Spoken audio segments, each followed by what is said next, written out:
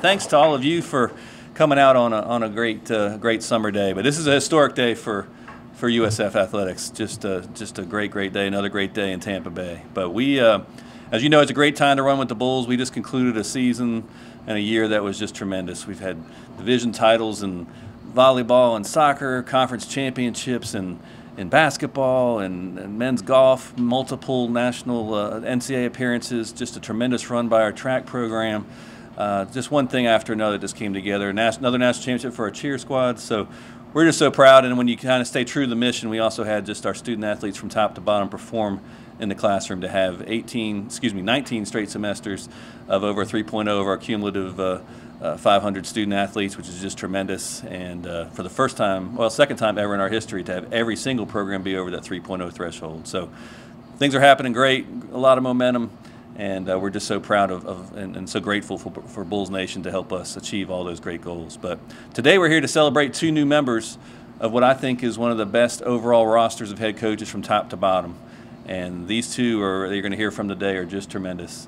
You know, when you go through searches, you get to learn a lot about yourselves. You learn best practices from others. You get to talk to people from all over the country about what the best standards are in respective sports. And in today's sports that we're celebrating in baseball and women's golf, we've got 2 of the finest that you could ever hope for to join this staff. First off, when we talk baseball, to have Mitch Hannahs join our staff and the information that's come out, obviously this last couple of days has just been tremendous. I mean, we're talking someone that has been an All-American player, has played in the College World Series, has gone on to coach at the junior college and D1 levels, was a president at a junior college before, so he knows everything that goes on in higher education, but most recently at Indiana State to really transform a community and just the viewpoints of the entire country on a program that's just been tremendous. To have gone to multiple NCAA championships in recent years, to have 3 40-plus win seasons in the last 5 full seasons of playing college baseball is just tremendous.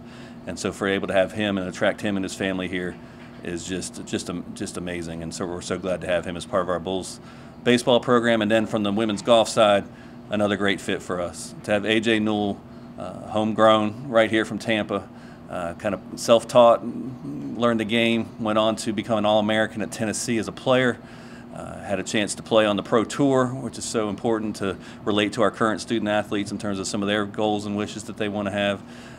Then went on to work here in one of our prestigious clubs here in the Tampa Bay area, the Pelican Club, and was an instructor there, and then moved on to be assistant coach at the University of Michigan and helped lead them to their first Big Ten championship in school history. So as you can tell, just like the rest of our coaches I think we have, these are 2 individuals that put first things first, that find ways to develop real, authentic relationships with their students, care about the whole mission about it, but make no mistake about it, they're fierce competitors. They're here to win, and I know they're going to do a great job. So we're going to go in order. We'll have an opportunity. First, we're going to bring up Coach Hannahs, our new head baseball coach for the University of South Florida. Mitch, please come on up.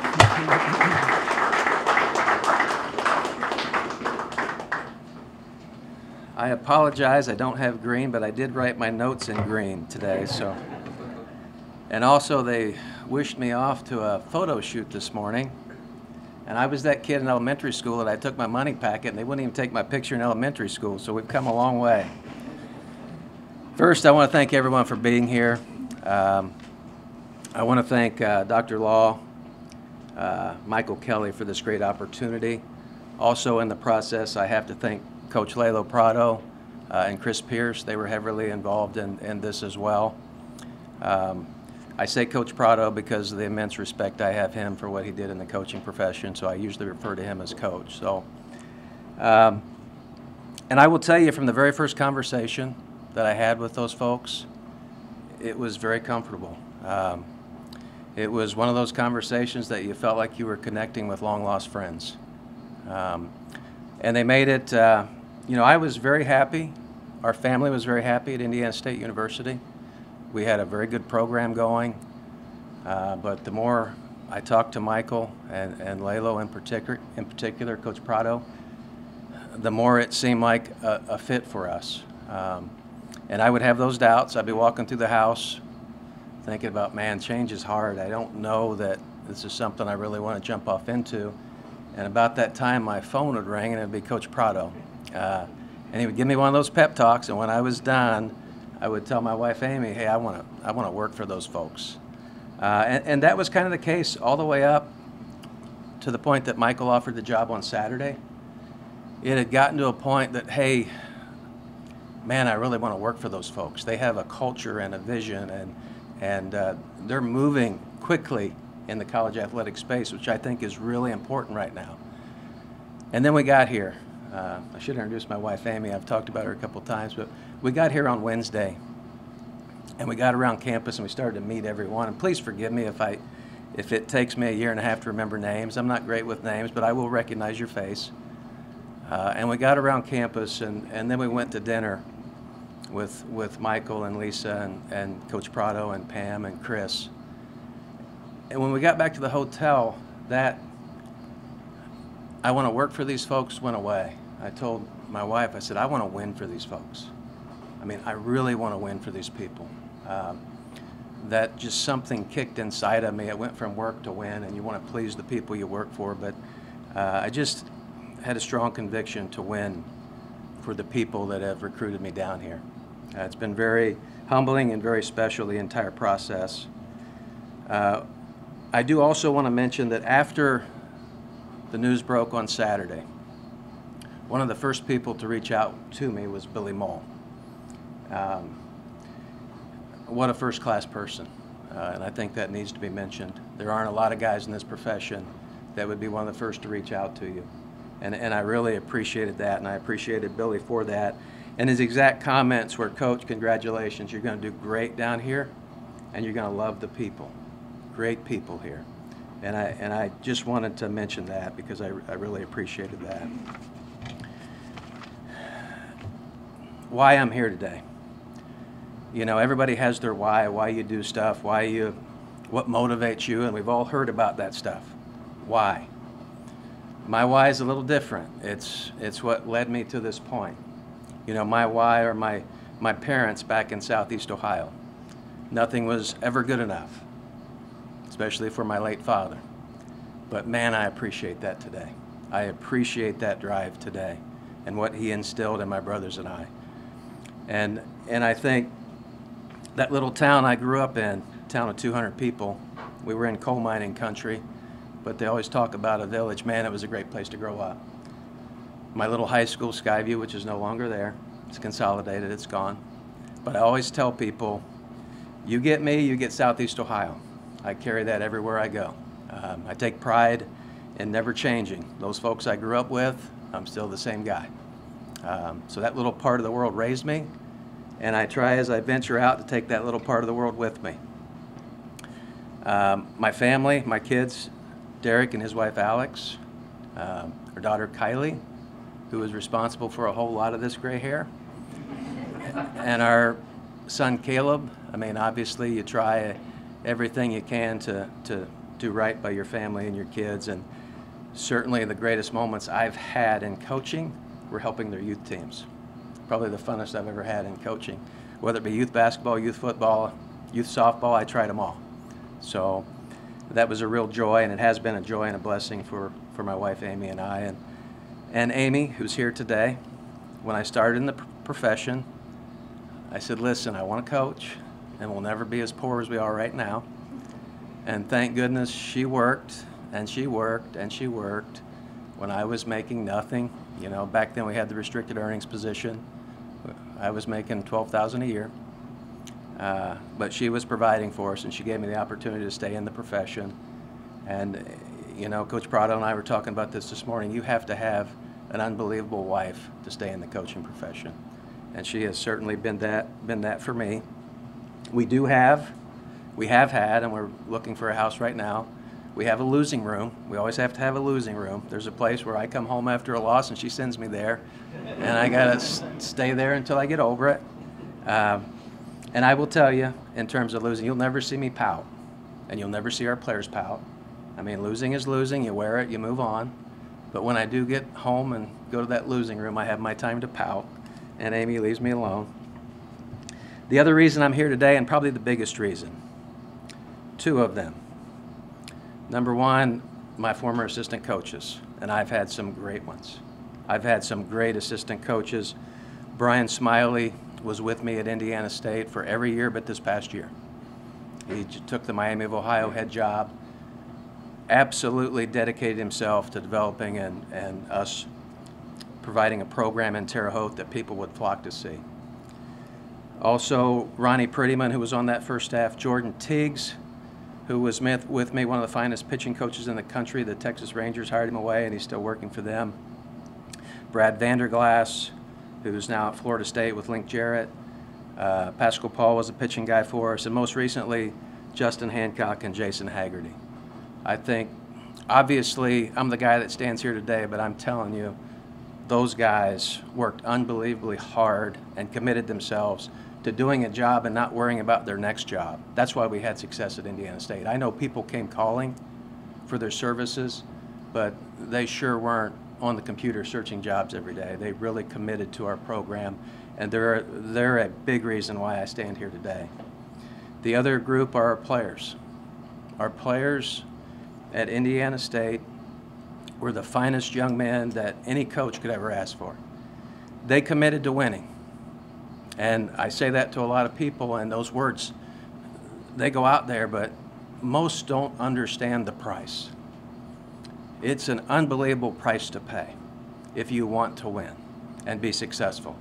And at Indiana State, we couldn't just talk about playing well, because if we talked about that, we were never going to beat some of the teams that we needed to beat to establish a name in the business. We had to beat a Vanderbilt. We had to beat a Tennessee. We had to beat some of those folks along the way. And you couldn't do that if you had just mentioned, hey, we played well, we played to our ability. We had to talk about winning, and we had to commit to it. And it's tough. It really is. But our players embodied that, and the winning was off the field as well.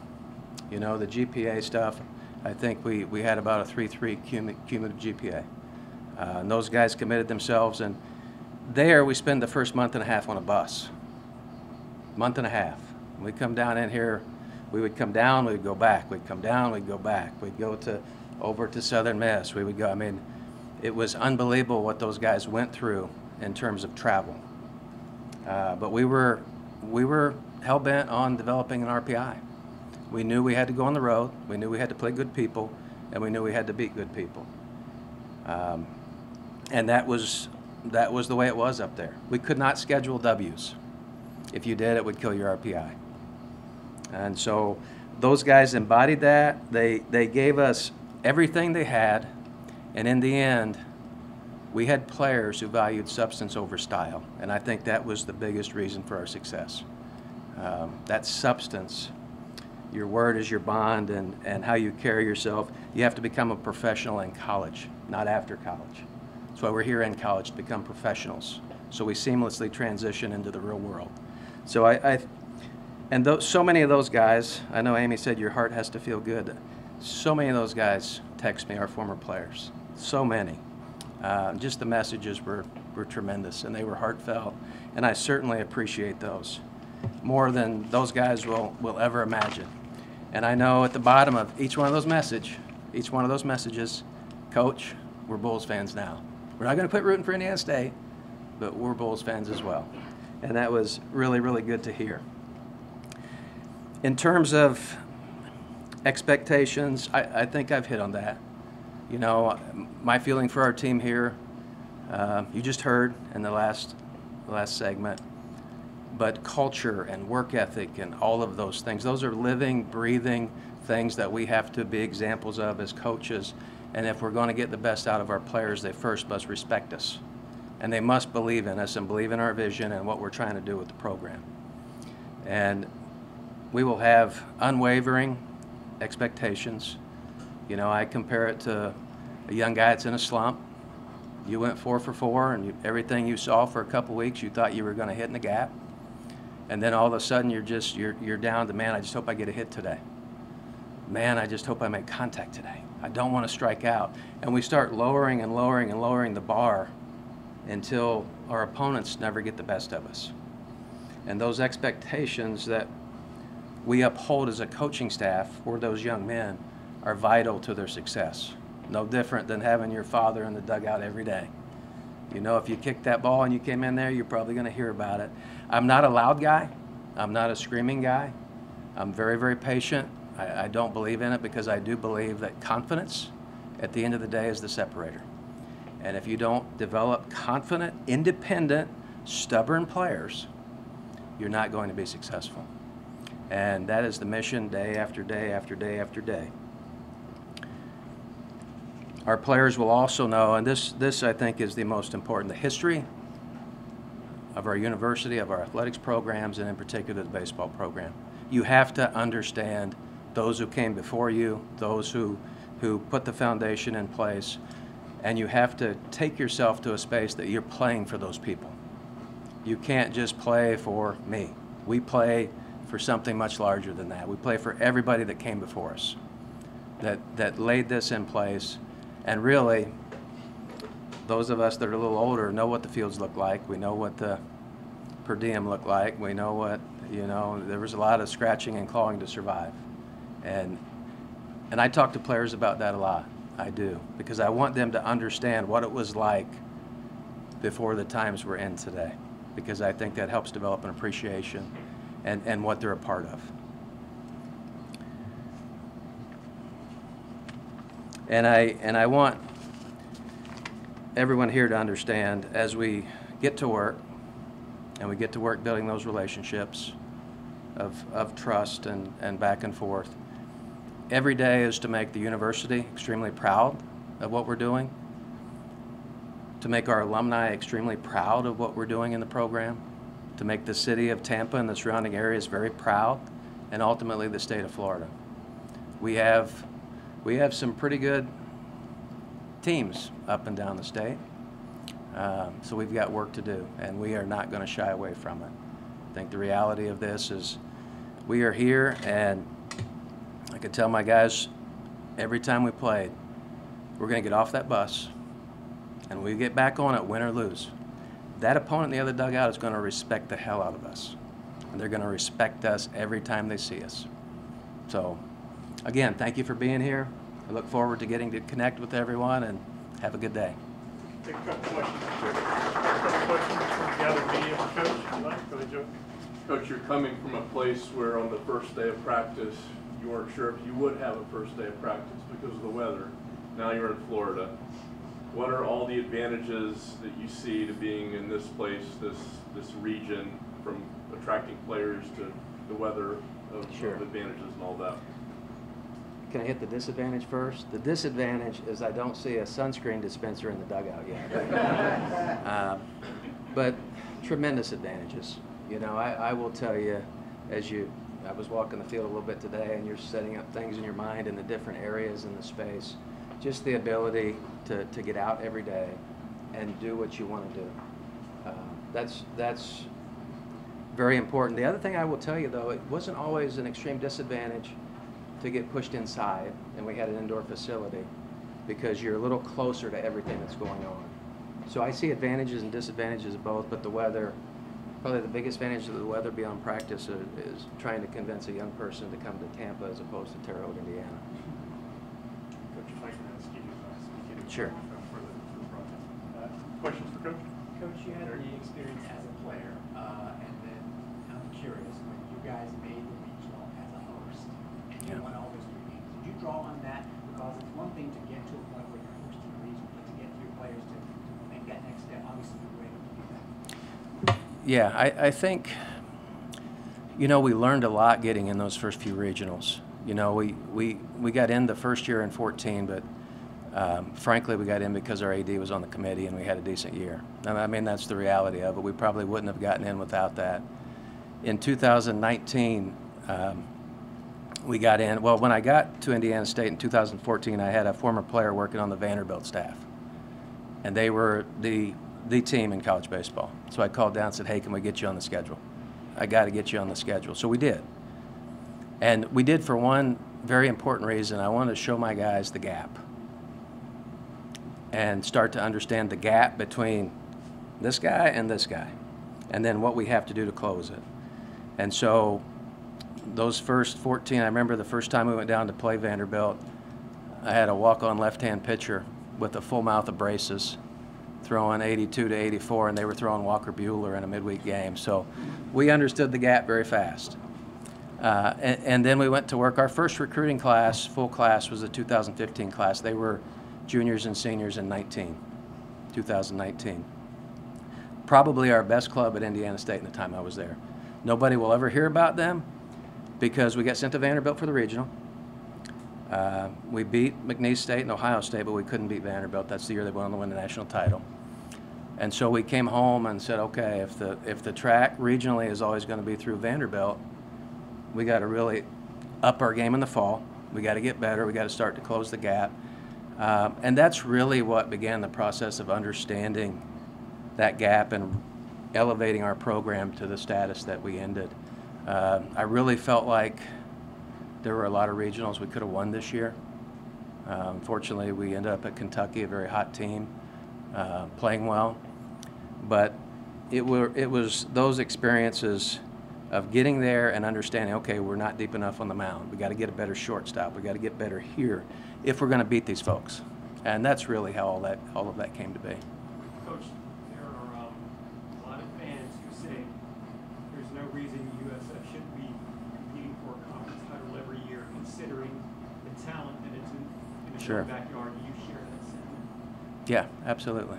I mean, I think ultimately one of the first things Coach Prado and I talked about, the path to Omaha is a little cleaner here than it is through Terre Haute, Indiana. And I think if you don't have the expectation of getting to Omaha and playing well in Omaha, you probably shouldn't be coaching Division I baseball. Coach, two questions. You talk about going to Omaha. When Coach Prado came here, he built the fences exactly the same as it would be in Omaha. How important is to set that tone and go out with your players? Hey, this is what you're going to see in Omaha. It's interesting you bring that up because I talked to him about bringing them back in. Yeah, we need to bring those back in a little bit. I think, you know, the interesting thing about college baseball, you know, a lot of coaches say they are going to coach to their roster. I think ultimately setting those dimensions exactly the same. The teams that win in Omaha this week will be able to play in that bigger park.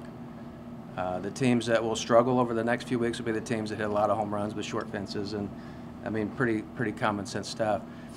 But I think ultimately you have to be able to play more than one style, and you have to really coach your tail off so that in a one-run game you can play the short game. In a day when the wind's blowing out and the pitching is not so good, and you know, I always say when the game starts, I write a number down in my dugout, and that number to our team is what I feel the number of runs it's going to take today to win this game.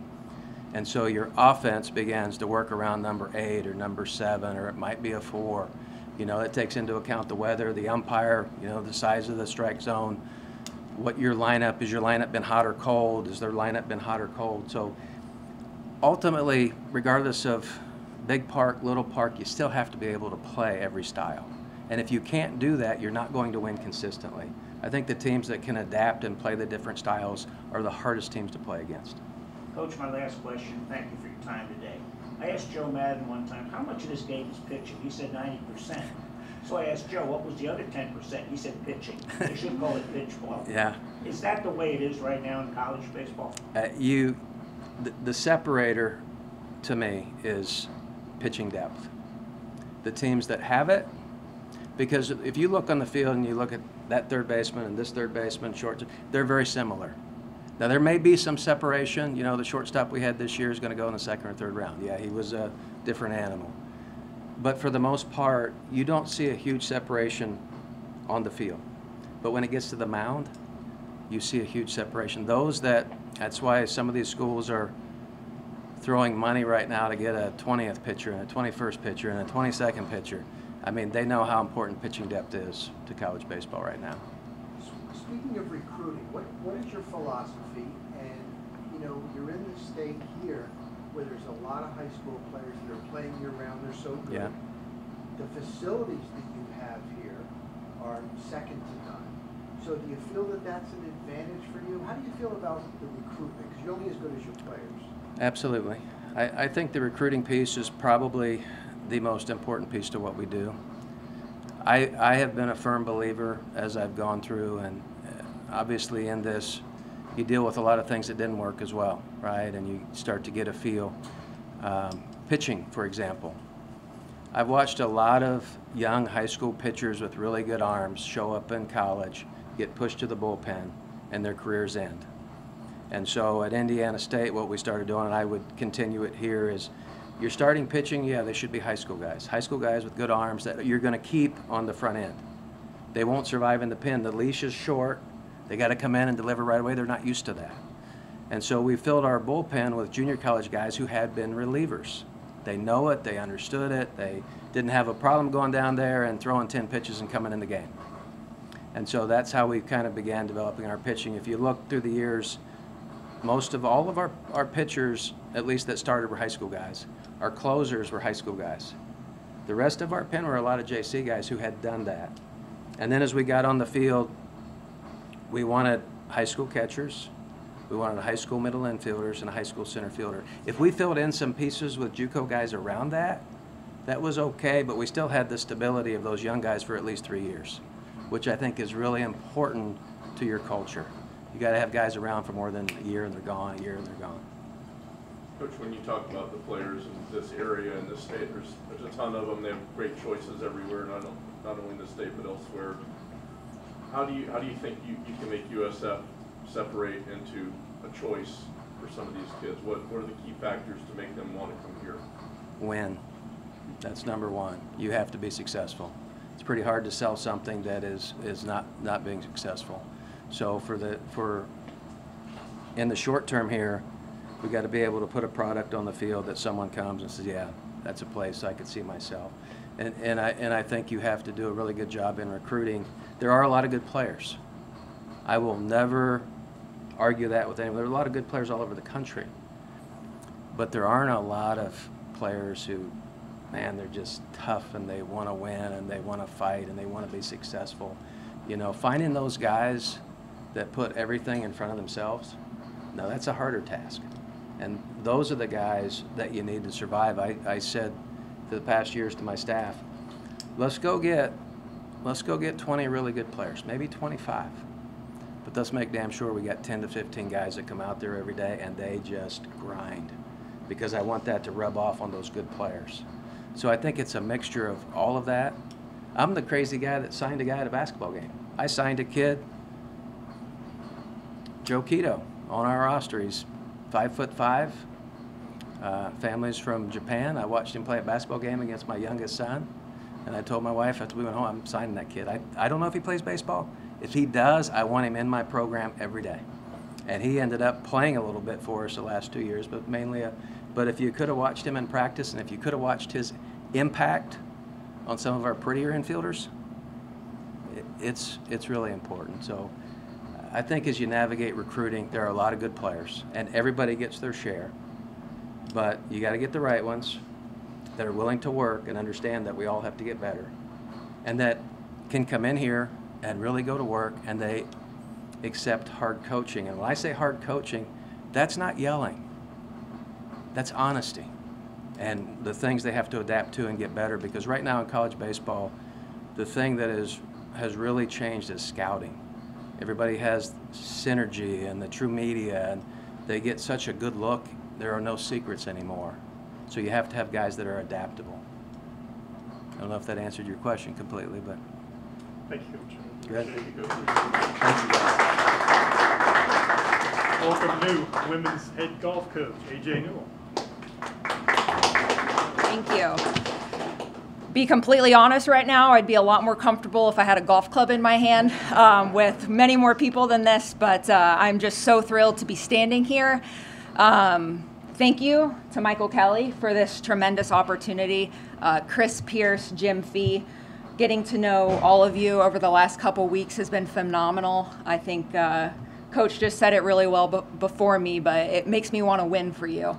This department is just full of wonderful people. Every single person I've had the opportunity to talk to and to meet has been fantastic. And, you know, as a native of Tampa Bay, it's with great pride that I stand here before you today. I'm so happy to be returning to Tampa and be able to call it home once again.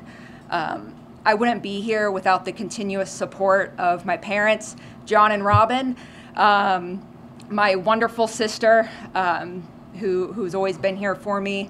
My head coach at Michigan, Jan Dowling, has done so much to develop and push me to grow as a person and as a coach. I owe her a lot, and I'm so grateful for everything that she's done.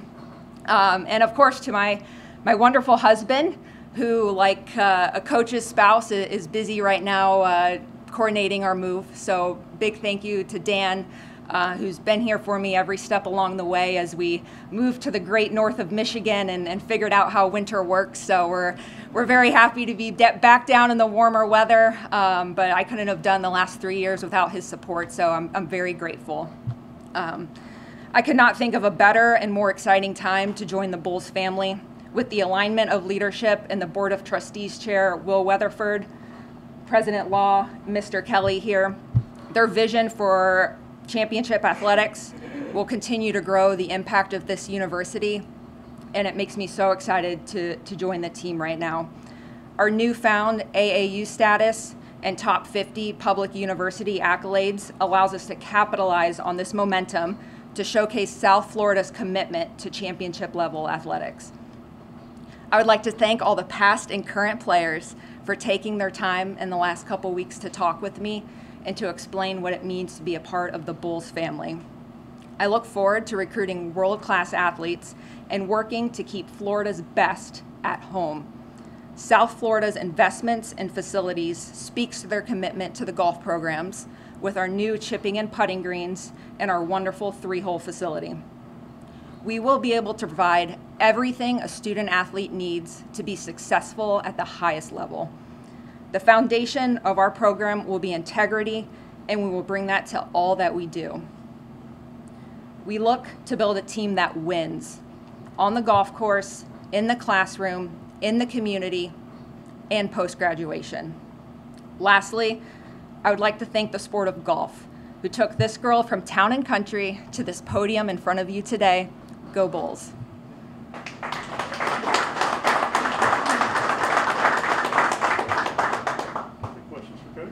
What does it mean to you on a personal level to be back home and on a team level to be in this place to attract players and what you can see for what this program could become? It means everything to me. No one knows better how amazing Tampa Bay is than I do. I have a tremendous source of pride being from the Tampa Bay area, and I look forward to sharing that with our up-and-coming recruits, recruiting heavily, hopefully from the state of Florida, to keep our top talent here at home. And I look forward to really building on my sense of pride here. I think that, coaching at home is something enormously special, and with that comes the sense of pressure that I put on myself. And I think it's a really good thing. It makes me so excited to get to work here and to build something that I'm going to be very proud of and hopefully provide the best experience that we can for our student athletes. 2 questions. First one, what's the one thing when you're recruiting a golfer they have to have? They've got to have grit. This is one of the hardest sports you can ever play. You're out there for 18 holes, sometimes 36 in the college format. You're out there by yourself most of the time. You'll see your coach a couple times, but you got to have grit and you got to be tough to get through those hard moments out there. So for me, I need to see someone with some grit. People look at golf and they look at the PGA and they said, Scotty Scheffler, what a great job. Yelly Corda had a heck of a run here too. How important is it to go to your players, look, this is what you can do, this is where you can go? Yeah, it's your North Star. It's if she can do it, I can do it too. And seeing the women's game really explode in the last couple years, social media is good for a lot of things, and it's done a lot for the sport of women's golf and getting that more accessible, seeing people that look like you out there accomplishing those goals. I think it gives you that belief that you can go out there and do it as well. Thank you, Coach. You had the interim stint, which went pretty well when you saw the difference between being an assistant and being the head person. What added duties mainly does that have to start being a head coach now? Yeah, it was a phenomenal experience for me early on in my career to get to step into those shoes. It taught me the different roles, such as public speaking and a little bit more on the communication side of things, which is something I'm always trying to improve on. And messaging to the team was something that I realized was something I needed to improve in a bit. And to be able to do that early on in my career, and I've had the last couple years to have identified those things I needed to improve on, work in different ways to get better at it, really was phenomenal for me. It's, you see your weaknesses, and the next thing you do is go out and try to get better at them. So I feel very lucky to have had that experience. And then one more real quick, obviously you have to build a roster, and about half the roster is different. So how much of a challenge is that, and how forward are you looking to it? I'm looking forward to it. I think it's a phenomenal opportunity to start building right away. It's going to be something that's going to keep me very busy this summer. My philosophy there is always recruiting the person first. There's a lot of great golfers out there, but who are the people that we're bringing in? They're going to rub off on our team and our culture, and every student athlete sets the standard every day for what is okay and what's acceptable. And we want to bring in people that have a high bar for what is acceptable and who want to work hard, have grit, and just show up every day and fight for the Bulls. On what local course did you cut your teeth, and what appealed to you about golf in the first place? I grew up playing at a par 3 course over in Countryway par 3 and 4 course. That's where I grew up playing. Still go out there quite a bit and hit balls around with my dad right here. And what appealed to me, it was something fun I could do with my dad. I mean, how many sports are there as a young girl that you can go out and play with your dad? There's not many of them. And that's the amazing thing about golf. And that's what just made me absolutely fall in love with it. Not even for the competitive side of it. I want girls to learn how to play this game so they can go out and play with their dads, and they can go out and play with their kids one day. And that's what really got a hold in me. And I'm a competitor, so once I started playing tournaments, I fell in love with that aspect as well. But now if you ask me if I had one last round to play, I'd say I'm going to go to Countryway with my dad, Who gets strokes, you or your dad? He does now. You share a tie to Tennessee with Erica, the previous coach. Yep. I don't know if you guys passed in the night or what relationship you have, but what do you think about what was built before you? They achieved it at a higher level the last 2 years. What you're inheriting, and do any advice you got from Erica, or do you guys communicate at all? Erica called me to say congratulations. She was my coach at Tennessee, and we've maintained a very good relationship. She was thrilled for me, just like I'm thrilled for her and her family right now. She did an amazing job using the resources here at South Florida to build her program, and I look forward to carrying that on. I think we've got some work to do right now with our roster, bringing in some players, going to have to rebuild a little bit, but I think carrying that momentum forward, which is so important in recruiting, which she's done a great job of. We look forward to a wonderful 24 class coming in this fall and just carrying that momentum forward.